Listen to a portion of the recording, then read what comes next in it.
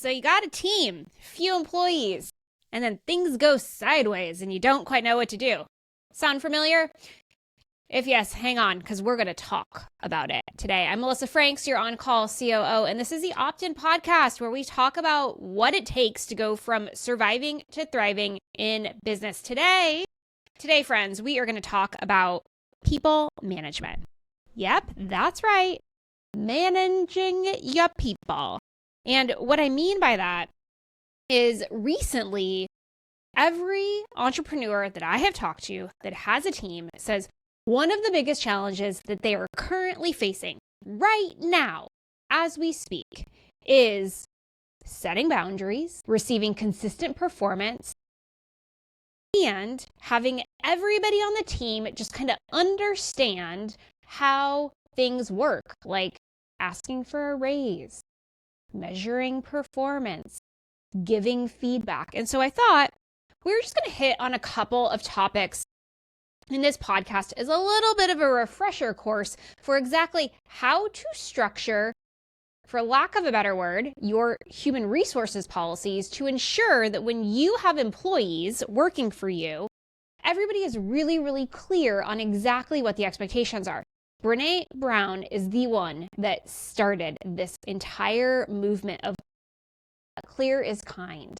And clear is kind. When you provide your employees with clarity, the best thing that you're doing for them is helping them understand exactly how they need to show up in your business, how their performance is going to be measured, and if they're not doing what they're supposed to be doing, what's going to happen next.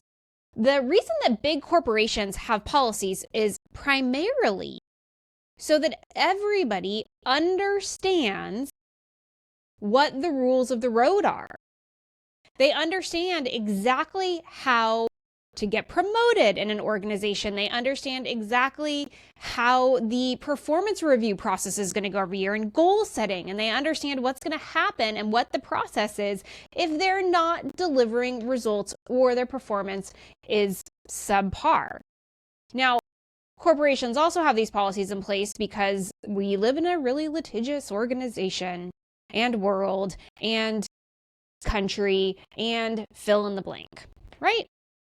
And so they're also concerned they're going to get sued because they're going to take some sort of action. And then a former employee is going to say, hey, you didn't clearly specify that if I did X, you were going to do Y, and therefore you are wrong. And if it's not written down, that's exactly what can happen. And companies end up paying a lot of damages annually to former employees because either they didn't have it written down or they didn't follow the rules. So we're going to save y'all a little bit of pain and suffering, and we're going to get you to a point of clarity with all of your employees. So we're going to start at the very, very top.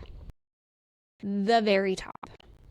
Whether you have one person, 5 people, 500, or 5,000 people working inside of your business, you must have an organizational chart. It's required that somewhere, and you never need to publish it, but somewhere documented is who reports to who. And basically, all that is saying is ultimately who is accountable for whose performance. Now, you may think this is silly because you're an entrepreneur and you own the business and everybody reports to you, and that is okay. But having clarity around who that role reports to is important because when you add somebody else, let's say a middle manager at some point, because your business is booming and you've hit 8 figures, you need to figure out where to layer them in and who reports to them. And then what do you do? Or you may decide to hire an intern, and does that intern report to you too, or does that intern report to somebody else? Just having a graphical picture of who reports to who and what their title is brings clarity. So that's the very first thing. Every time you add a role or you are considering adding a role, and this goes for contractors and freelancers too, put their butts on the chart. And the reason for that is so you understand span of control. Sometimes we as entrepreneurs don't actually understand how many people we're actually managing. I know you need to go back and listen to that last podcast a few weeks ago where I talked to you about managing service providers, because spoiler alert, any single person or company that's working for you on behalf of your company, so actually delivering things inside of your company, you're managing them. And if you're not managing them, somebody on your team is managing them. So understanding ultimately who's responsible for your paid ads manager. If it's not you, then who? Will bring clarity, because when you start paying through the nose for paid ads and you're not seeing the return on investment, you can go to that person that's managing that vendor and say, hey, what's up? What's going on? I think we have a problem, right? But if you don't have that organizational chart mapped out and you don't have clarity around who's managing that vendor, as an example, then when things go sideways and you go to that person and you say, hey, what's up? And they're like, I'm not responsible for that. You show me where I'm responsible for that. That's exactly what will happen. See where I'm going with this? So, organizational chart, hierarchical structure. Just about any computer system on the planet that builds charts will allow you to pick one. You start with you at the top, and then you go down from there. Who are all of the people? Who are all the contractors or freelancers? Who are all of the vendors? And who reports to who? And what does the structure look like? Then you should also make sure that you include job titles, but we're going to get to that in a second. So that is number one, organizational charts. Number two, everybody's got to have a job description, including you. Everybody. And the last thing you do is create a job title. So we'll get to that in a minute. The job description is really, really simple. It is a summary of the role. It indicates who that role reports to, so who's responsible ultimately for that role.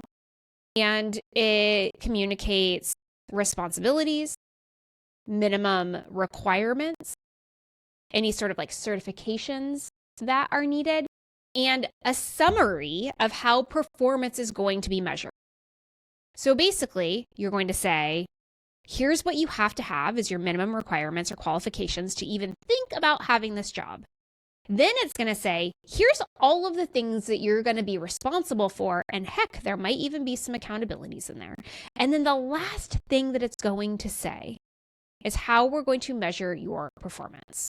You don't need to get into the weeds. You don't need KPIs, but you do need to be able to articulate how you intend to determine if they're delivering on all of the responsibilities listed in that job description at an adequate level of performance. And that is basically at like meets target. So if you're looking at a scale of 1 to 3, you have below target, meets target, above target. Keep it super simple. What's in the job description is the meets target criteria, so to speak. So just kind of keep that in mind. So you write all of that out. And so now you know what the responsibilities are, what the scope of the role is, who the role is reporting to. And then after you figure all of that out, then you can figure out what the job title is. And what you might need to do is you might actually need to go to the internet to figure it out. You may need to go and figure out, is this a operations specialist? Is this an operations analyst? Is this an operations apprentice? Because what you are going to need to determine in this entire process, and this is a part of the qualifications, is how much work experience do you need? If you need less than 5 years, then this person might be an apprentice. If you want somebody with 5 to 10 years, maybe they're an analyst. And then maybe if it's 10 years plus, they're a specialist. I don't know. You'll pick your poison and decide for you, but you should go into the marketplace and look and see. So if you think, I want to name this role operations specialist, go Google operations specialist job description and then look at it and say, yep, that's exactly what I need. That's the minimum qualifications. That's the minimum experience. Those are similar to the responsibilities that I wrote down. Yep. Now, of course, all of y'all are sitting there saying, I'm just going to go to ChatGPT and ask it to write me a job description. If it looks good, it smells good, it's great. Okay, good. And also go to Indeed.com, go to LinkedIn, go to your favorite job board and actually go look for the roles that are posted by real companies and make sure, please make sure that the title that you have in the responsibilities that ChatGPT gave you align. And then I want you to look at the compensation targets for that role and confirm that that's within your budget. Because, we all want an operations specialist. Of course we do. We want the best of the best. We want the person that can do all the things and mastery and all this experience and et cetera. What we don't want is we don't want to pay for it. Maybe we can't pay for it. Maybe it's an overbuy. And so what you need to do as you're writing the job description, you're getting all these things filled out and you're figuring out the title and the level, is you also need to verify how much you can spend on that role. And if you are constrained by budget, then you may need to adjust the job description so that you bring in somebody with the level of qualifications and experience that meet your budget. It just is what it is. You either need to figure out how to increase your budget, or you need to figure out how to right size the role so that you can get somebody that's less experienced and skilled. The worst thing that you can do is go out into the marketplace and say, I need this senior expert situation. And then people start applying, and then you get to the final interview and you're like, hey, guess what? This is how much I'm going to give you. And they're like, no, I need another $50,000 on top of that if you want me to work for you. It's a waste of your time. It's a waste of their time, and it's bad for your reputation. So just don't do it. You can chat GPT yourself all day long for job descriptions. Like, you do you. I'm not going to tell you not to do that. But you do need to go into the real world, which is job boards, or ask somebody else that has that role in their company right now and verify that you can afford what you've written down. And also verify that the expectations and the output that you have, how you're going to measure performance, is commensurate to the role that you have in front of you. You have to be really, really careful with how you fill out that job description and how you associate the pay and how you measure performance, because leveling matters. So that's my caveat to you a little bit on job descriptions. So you have to have an organizational chart. You must have job descriptions. You must have titles. Now, after you have done all of that, make sure that the job titles are on the organizational chart. You want to make sure that that is the case. And this will also provide you some clarity. So if you're doing this retroactively, if you have a bunch of people working for you right now and they all have titles, and then you go in and fill them out and you realize that all of a sudden you have directors reporting to specialists, you know you did something wrong. Hierarchy matters. Titles matter. And in small business, this can get really, really murky. We love to give people overinflated titles because it makes them feel special, and likely they will accept less money for a better title.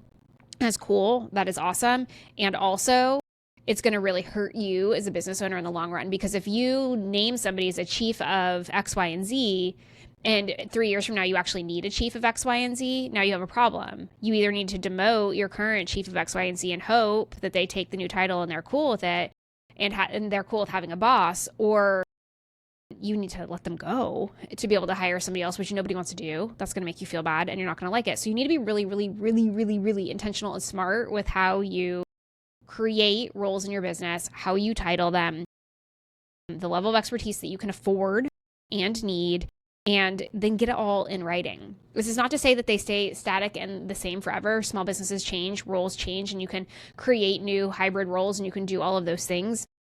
The important thing is that you get it written down. The important thing is that the job title matches the experience and skill that you're paying for in the marketplace.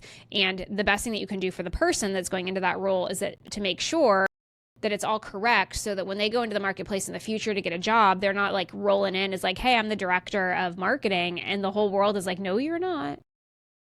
You're a marketing associate. Because then it does them a really big disservice as they are trying to communicate what they have done in the past and what their skills are. So clear is kind, friends. Clear is kind. The next one, we are going to talk about performance metrics. So as I just mentioned, in the job description, you are going to have a section that explains how their performance is going to be measured. It's how, right? So we are going to be looking at these dimensions. This is the scope of responsibility. These are the things that we will be using as inputs to measure your performance. And then, in addition to that, what you will do outside is create goals and measurements. Goals and measurements do not sit in the job description. Job description is static, and theoretically, if their role doesn't change, it could live for like 5 years, 10 years before you have to adjust the job description. Literally, you don't need to touch it. KPIs, metrics, goals change frequently. And I like to advise businesses to do the following. Big corporations set annual goals. And then depending on how the organization and the managers work, those will get broken down into smaller pieces. So for small businesses, if you're in one of those and you don't have the structure in place, what I recommend is that you create at a minimum annual goals, at a maximum quarterly goals. And I lean towards the direction of the quarterly goals. And here's why. Your business changes rapidly quarter over quarter. So if you are in a place where you are setting annual performance targets with KPIs and metrics and targets and like all those things, which will be a whole other podcast to talk about how we do that, or maybe a YouTube video, see how much I want to wax poetic about that. But if you set annual targets with measurements associated to goals inside of a small business that changes frequently, what's going to happen is by the time you get to assessing at year end, you're going to throw the baby out with the bathwater. You're going to say none of this are applicable anymore. This doesn't even make sense. Our business doesn't even look like that. We're not even selling that stuff anymore. We're not even servicing those clients. We're not even in that market. So if your small business is dynamic and constantly evolving, the best thing that you can do is set goals by quarter with 3 metrics, kind of max. So set 3 goals, metric for each of them, and associate a target to each of those metrics, and that's what you roll with. Some small businesses, like if you're a laundromat or your plumbing company or you're a marketing agency that's been in business for 15 years, you're not dynamically changing. So you can set annual goals and the associated metrics and metrics targets with that, and you're good to go. For those of you that are still in that position where, and you can be in that position, rolling up to 9 figures, just to be clear with all y'all. It does not necessarily mean that once you hit the 7 or 8 figure club that stops. Spoiler alert. It doesn't. But if your business is continuously changing dynamically, then the best thing that you can do for your people is to set quarterly goals with quarterly measurements. Okay? So what you want to make sure is that before the quarter begins, let me say that one more time. Before the quarter, before the year begins, goals are established and aligned. KPIs or metrics are defined with associated targets. You're not rolling in on January 15th, starting a conversation about targets that you want to set. That's not happening. It's not happening at all. In fact, what happens when you do that, when you roll in on January 15th and you're like, it's time to goal set for first quarter, is that you don't actually have any goal set until February 15th. And then it takes you a few more weeks to come up with the metrics and measurements and the KPIs. All of a sudden, it's the end of the second month of a 3-month quarter, friends, and you've finally established goals and metrics and targets. And spoiler alert, you've got to define them for the next quarter now. So everybody's been working for 2 months without a clear understanding of how their performance is going to be measured. Just stop it. Just don't do it. In December, before the holidays, say, this is what the first quarter goals are going to be. This is how we're going to measure performance. Everybody good? Are we aligned? So that when people come back on January 2nd, they already know. Work is already in progress. They're already working towards their goals. There isn't this guesswork. When you wait until you're in it, you waste time. And when you waste time, you get disappointed by the results that appear because the results are not tied to you having the full runway to execute. So performance metrics need to be defined before the period for which you're going to measure them. Whatever that is. If you're doing them once a year, they need to be defined before January 1st. If you are doing them once a quarter, they need to be defined before the beginning of the quarter. If you are doing them semi-annually, then pick the dates. Got to be before that. Clear as kind. I'm going to keep saying that over and over again until y'all understand. The next one is all about the Benjamins. It's all about the money. So we're talking employees here. We're not talking freelancers and contractors. And so one of the things that you need to do when you are developing a salary for the first time, and then when you are developing your approach to cost of living, so COLA adjustments or merit increases on an annual basis based on performance, is you need to understand what the market conditions are. So just like I talked about with the job description, that like once you have the description and you think you've got the title to go out there and vet, can I actually afford the thing I wrote down or do I need to change it? You also need to be aware of the trends that are happening out in the industry. So on average, right now in the United States of America, cost of living adjustments sit somewhere around 2 or 3%. Really depends on where you are. It really depends on how conservative your business is, but it really sits in the range of 2 to 3%. You, as a business owner, when you're building your financial plan for next year, another topic for another day, what you're also factoring in is you're increasing everybody's salary by 2 to 3%. You pick a number, that's what it is, that's what you're going to give them. So when you come along to January, and you're having performance conversations and you're having conversations about salary adjustments, what you will communicate to all of your employees is, hey guys, by the way, you're all getting a 2.5% cost of living adjustment this year, right? Just a policy. This is what we do. This is how it works. This is what it was based upon. And what you want to do is ensure that you are going out there and you're doing a little bit of diligence, or you're getting advice from an HR consultant that tells you what the going rate for COLA is. Sometimes it swings wildly. Coming out of the pandemic, maybe in the pandemic, I can't really remember the timing, it went up to 4%. It was really, the cost of goods like really went up. Sometimes in inflation, it goes up really, really high. So it generally sits at the 2 to 3%, but it can rocket up. So you want to make sure that you're paying attention. And if you don't know how to figure it out, that you are getting advice from somebody that does. The second thing is that you also want to make sure that in your financial plan that you build before the year starts, you are planning for merit increases. You're planning some sort of adjustment to salary based on performance. And there is a lot of criticism out there in the corporate world around how this is done. A lot of people talk about how it's done on a bell curve and it rubs people the wrong way. And there's, a good amount of reasons why people get frustrated with that. And I understand it. You've got to determine how much you want to spend, because this is overhead and it will be overhead forever and ever. Amen. Because you're going to keep your employees forever because they love you, because you're so clear. And so what you want to do is determine, how much can I afford? Let's say you decide you're going to give everybody on your staff a 5% raise. Cool. Put that in your budget. Let's say that you've decided that you are going to increase the cost of payroll to you as a business by 3%. Cool. Put it in the budget. Do you notice the language that I use differently? The 5% for everybody versus a 3% increase in the budget. And here's why. You can, as a business owner, once you have evaluated everybody's performance based on that step before that we talked about, where you had goals and then metrics and targets, and you can actually see, are they on target? Are they below target? Are they above target? Once you have done that assessment based on real data and facts and what they were assigned to do, then you can say that everybody was on target, so I'm going to give them all 5%. But what happens when somebody was significantly above target? Not just above, but significantly above. Well, you only have a pot of money. There's only so much that you budgeted for this. So you know what's going to happen is one of your employees might get 7% and one of them might get 5%. There is nuance, because what you want to establish is a pay for performance policy. Now, you're the business owner. You do you, boo.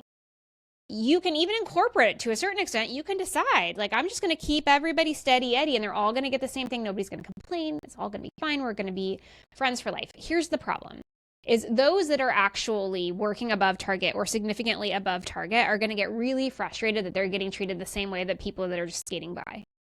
Now, maybe you have a team of rock stars and that's not the case. So that's awesome. And then equity plays, being equitable across the board plays really well. In almost every business, that's just not the case. It just isn't. There's nuance. And some people struggle in certain seasons more than others. And what starts to happen is you disenfranchise your top performers when you treat everybody equally. So what I want to encourage you to do is determine the budget that you have to increase salaries. And then based on performance, make decisions about who gets an increase for what and why. That's what I would encourage you to do. Regardless, you need to have something written down so that you can explain how performance is going to be evaluated and how you are going to be delivering, if it's possible, merit increases based on said performance. Write a little policy, get an HR consultant to help you. You can give ChatGPT a whirl. I wouldn't recommend it, but you can give it a shot. But get a policy written down. And then that way your employees know exactly how goals are going to be set, how performance is going to be measured, all those metrics that we just talked about, and how that's going to tie directly to any sort of merit increase that they'll get for their salary on whatever interval you feel is necessary for your business.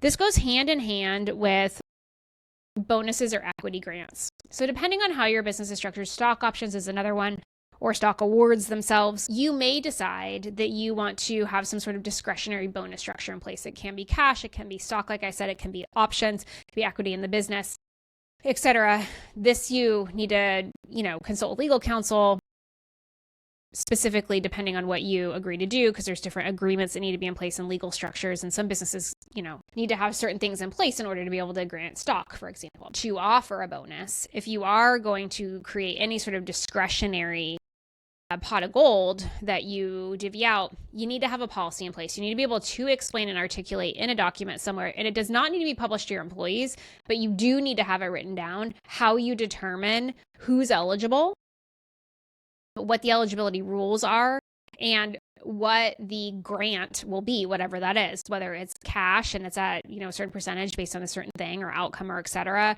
or it's options or it's equity. It doesn't really matter. You can fill in the blanks. But if you are going to be a business that offers one or more employees a discretionary bonus, you need to be really clear and get support from legal counsel about how you're going to structure that, because this can look incredibly discriminatory. And so the best thing that you can do for yourself is get it clearly documented and then determined. And hey, by the way, if you are going to be giving discretionary awards of any kind, you need to put that in your budget. You need a plan for it. And part of that is that a part of your plan is this is how much revenue and profit I believe that we're going to generate in the upcoming year. This is how much we plan to spend, aka budget, the upcoming year. And as a part of those two things, if we make this revenue, then is in this budget, we have this discretionary kitty.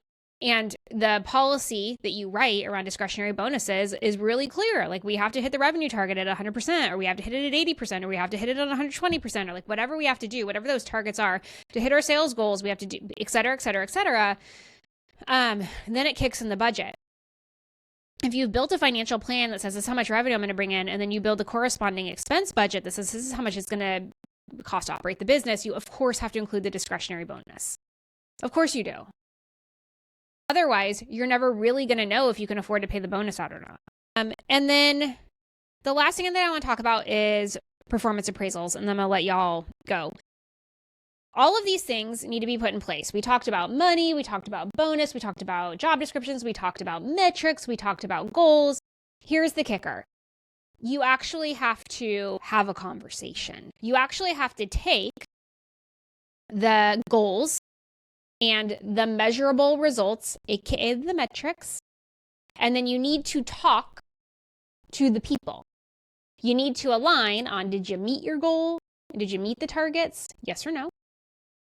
Then you need to talk about how they did it, because it's not just good enough that they met it, but you also need to make sure that how they did it is how you would like it to be done and that you agree with it. And then you also can give them feedback just in general about whatever you want as them as an employee. Are they a good culture fit? Have they been struggling with a colleague? Are they late to work all the time? I don't know. You figure it out. We can have a different podcast to talk about how to have a performance conversation, but you have to have the conversation. It is pointless to have a job description and goals and performance metrics and to actually track the results and then not talk about it. Individual one-on-ones where you congratulate, you provide feedback, you both talk about how it went, you both talk about what you would do differently the next time, and you align on, was the performance at target, below target, above target. You must have this conversation. And these conversations do not need to happen. If you decide to start creating quarterly goals, you don't have to have them once a quarter, although it would be a grand idea if you did. You can have them once a year. You must have them, because you need to be on the same page with your team.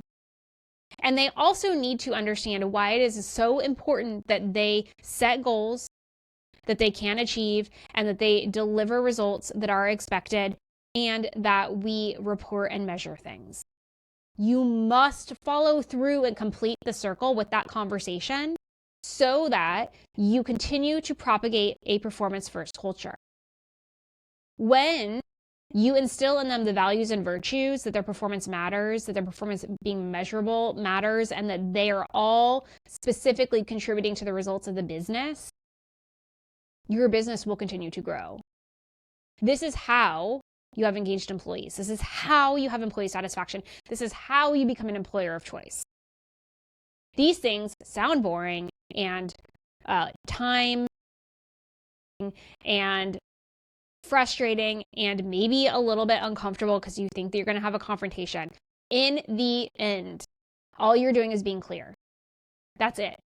And when you are clear Everybody understands the boundaries, they understand the expectations, they understand how their performance is going to be measured, and they can perform. So if you do not have one or more of these in your business right now, I strongly encourage you, since we're in the fourth quarter and we're about to start a new year, that you sit yourself down and you figure out how to get started.